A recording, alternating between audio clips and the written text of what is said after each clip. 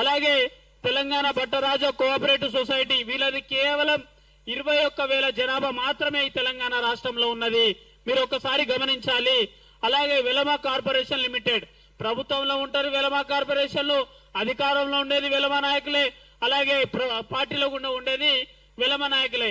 వీళ్ళ జనాభా ఏంటంటే 1,43,000 జనాభా. మరి 24 లక్షల పైచిలకు అంటే ఇక్కడ ఉన్నటువంటి స్టేజ్ మీద ఉన్నటువంటి మా నాయకులు ఎవరు ఈ తెలంగాణ రేవంత్ రెడ్డి గారు వచ్చిన తర్వాత ఈ జనాభా లెక్కల్లో బహుశా మేము ఎవరం పాల్గొనలేదు. దీంట్లో మా లెక్కలు లేకపోవచ్చు, కానీ మీరు ఇచ్చినటువంటి 24 లక్షల పైచిలకు ఈ బంజారా సామాజిక వర్గమైనటువంటి ఈ జనాభా అంటే సింగిల్ లార్జెస్ట్ కమ్యూనిటీ. నువ్వు గెలిచినటువంటి అసెంబ్లీ సీట్లలో సుమారు 45 నుంచి 50 నియోజకవర్గాలు బంజారా బిడ్డలు, కేవలం బంజారా బిడ్డలు మాత్రమే ఓట్లేసి ఈరోజు రేవంత్ రెడ్డి గారిని ముఖ్యమంత్రి చేసుకున్నాము. పొంగులేటి శ్రీనివాస్ రెడ్డి గారిని మంత్రిని చేసుకున్నాం. ఉత్తమ్ కుమార్ రెడ్డి గారిని మంత్రి చేసుకున్నాం. కోమటిరెడ్డి వెంకటరెడ్డి గారిని మంత్రి చేసుకున్నాం.